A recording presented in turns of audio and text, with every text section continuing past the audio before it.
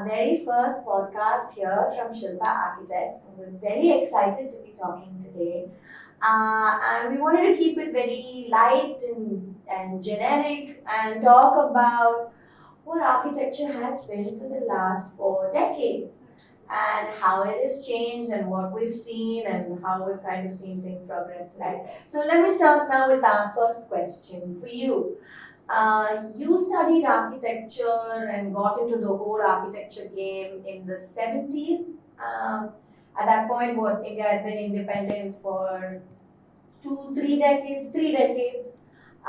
So, what was the perception of architecture in the 1970s? What was it as a profession? What was it?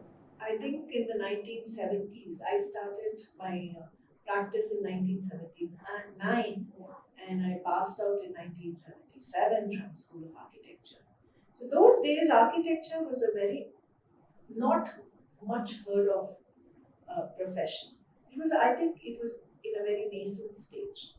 And people, when I came out to practice, I found that people were willing to give it to professional architects to design homes. Mm-hmm. And then the other projects that came by were, like small industries. Industries, because it was function driven, we had to, design foundations, we had Right. to design north lighting, etc. So there were some industries who came to us.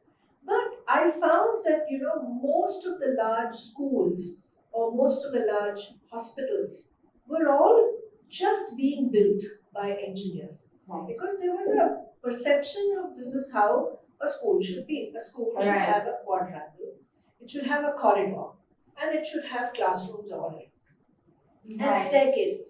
So what do you need an architect for? Maybe you needed an architect to give that extra embellishment and make the facade look a little Make it a little artistic and Artistic. not so hard edged, I guess. Yes. So the necessity of hiring an architect for a school was not so apparent to the people. And so were hospitals. Right, because it's very function driven again. So, but then today we talk about spaces and spaces where children learn and spaces where people convalesce and become better and healthier. Spaces do so much. So it is so important to be designed sensitively. Right. So this was the scenario in general. This was sad because I think as India goes historically, we've had some of the most beautiful architecture in terms of, but they our temple architecture, our palaces, Right. they're all No, they're stunning works. Stunning Yeah, works. yeah. And also small things like water harvesting, the wells, the step wells. So all fabulous pieces of architecture. And they were so elegant, right? They were functional, but they were also So elegant, elegant. and there was so much like beauty in them. Yeah. So you earlier had these tapatis Right. who were doing architecture. So they were essentially artists and sculptors. So they brought in the aesthetics which came in with their craft and their art automatically into the spaces that they built. Lovely. Yeah. But when architecture in the 70s was being perceived by people, they were all perceived as boxes, different kinds of boxes. But boxes nonetheless. Nonetheless, Right. so where maybe some people study, some people work, some people judge, things like that. Right. So that was the perception of architecture. So it was small homes and beautiful homes that were being designed far apart. So, given that the work primarily in the 70s was hinged around residential architecture and was somewhat limited in its capacity because I guess the market on the opposite side was not Willing. mature or like willing enough, like you rightly said, to try and test different things. What was the people's perception? Like, what was your ability to sort of contribute towards this space, given that it's sort of limited? But it's a beautiful thing because the profession being at its nascent stage, architecture gave you the profession while practicing, gave you a lot of accountability Right. and a lot of responsibility. Right, the architect kind of was like the god of the Was the god project. of the project. Yeah. So, right from, doing your electrical lighting design to doing your plumbing design to seeing how the pipes go, and then, a little bit of landscaping and interiors, they were all bundled into one. Even furniture plans. I mean, I remember like my first few visits to Frank Lloyd Wright homes and the furniture, the hinges, the doorknobs. I mean, everything would be Everything was the designed. onus of the architect. Correct. In fact, Pavitra, this is so true. When we built our first office in 1979, Yeah. The hinges, as you said, I wanted frameless windows, and the hinges I had to take these cylindrical pieces to the matre, or the lathe shop, and then carve it out and hinge it and bring the hinge that was workable. Yeah. So it was a joyous thing for a creative person because it was holistic. Right. And there were no project managers. Right. So we were accountable to the client for cost, quality, and time. Right. And design. Right. So there was a lot of engineering also. There was a lot of engineering and the costing. So we used to do variance analysis. I used to sit with clients saying, well, in the beginning we budgeted so much, but now it has gone up so much. So would you like to now take a choice about your material? Would you like to go ahead and authorize the extra payment? Yeah. So it was a dialogue between the architect and the client directly, and the decisions were also the clients, and we would guide the decisions. Nice. So it was a very intuitive and very free flowing kind of a consultation that we used to do. So that was the difference those days. Yes. Right. Yes. So that's definitely seen a sea change over the last 4 years. Absolutely. Pavitra, I now want to ask you. You, I think, started your formal architecture. I know you were in the studio doodling and learning AutoCAD and all that when you were all but 12. But I think your formal education started maybe in 1995, the late 90s, yes. Late 90s. Yeah. So, what did you think, and what was the focus of your course there? Right. Was it? I think for me, like you rightly said, a lot of it was through osmosis. Just being in the studio and growing up around all things architecture, I kind of felt very familiar in this space. But formally, yes, when I did go to college and I started off in Anna University with like my undergraduate degree, that was like the first sort of plunge into it.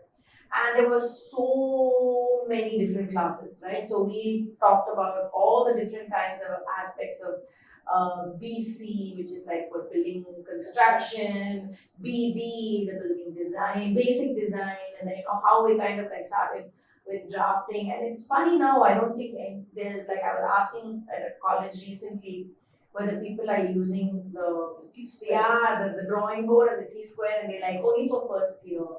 And it's like obviously it was at that time, and mine was probably like the last year when we kind of stopped or started accepting that the students would stop being manually drafted after the second or third year.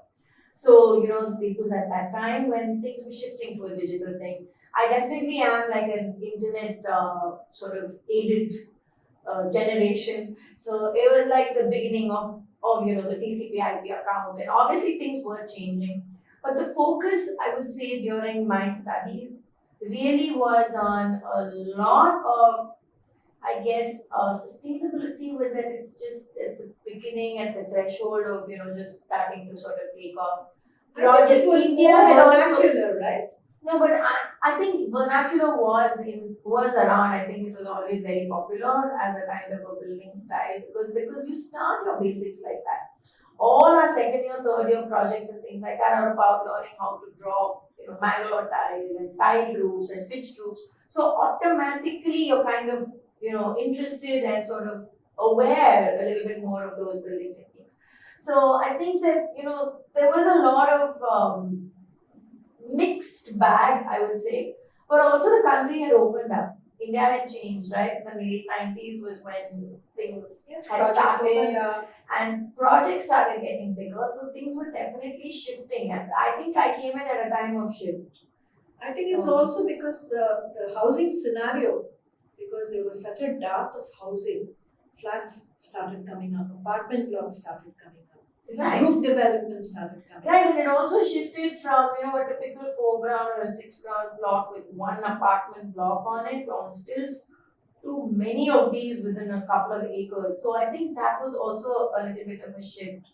So when you started talking just at the beginning of this conversation that it was only about housing, I think it was still only about housing, but it was housing of a different scale. And another thing that I really found in, especially, all over India, was these springing of engineering college campuses. Right. There were so many engineering college campuses. Right. So that was a time when you would have, I think there was some kind of focus on by the government to see that engineering colleges come up and campuses come up. So it was coming up everywhere. Right. So that became a typology that needed architecture because it was a campus. Right. And then after that came the IT. Correct. I remember the 2YK. Y2K. Y2K. So where we had, after that, India started doing this business processing. Right.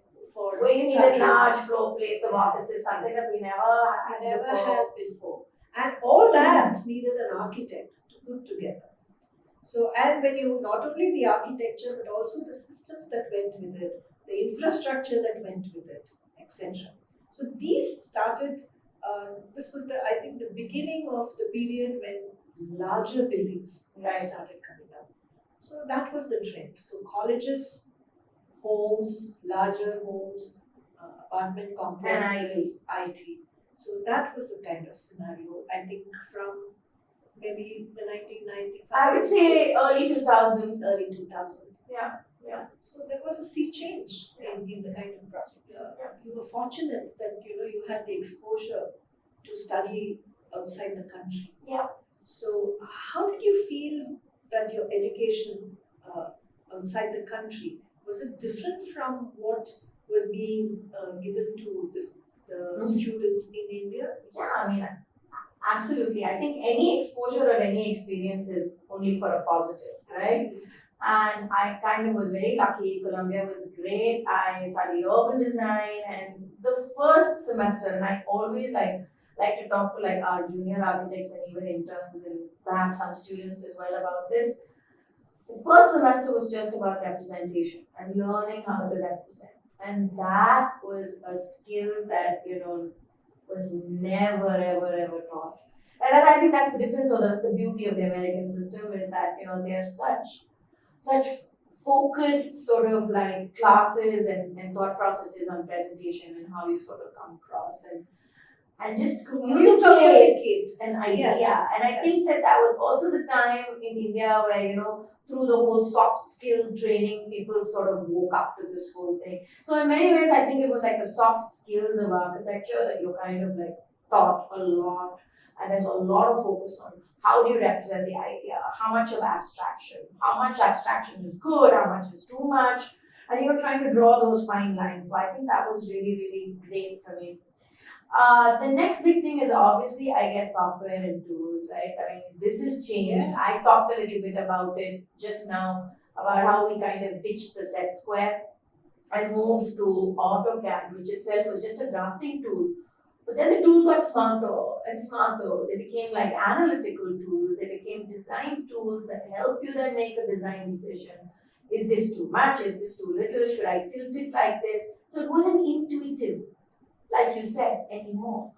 Even for that simple example of lighting design, today in the 2020s, intuitively we know, okay, this is the room, we want to put this much of light in it because this is the feel of the room. But we really are able to hammer that detail out by, simulating it. Yeah. And even the vendors are so much more sort of advanced today, right? They're able to give you the data. You know the IES file, you know what shape that light is going to form and what the wattage is, so you understand how much energy it's going to take. So it's so much more information. I guess the information revolution or technology has caught up with architecture as well, and that's what's I think really helping us make these decisions as part of the design process. But having said that, I think the bandwagon that handles the design, right from conception to execution, has become very large. Yes, it has become a very collaborative affair, and there are so many consultants, and naturally, when there are many consultants, there is a lot of points of view. There is a lot of conflicts, a lot of challenges that we have to face. So you have to be really focused to ensure that the design intent is the theme,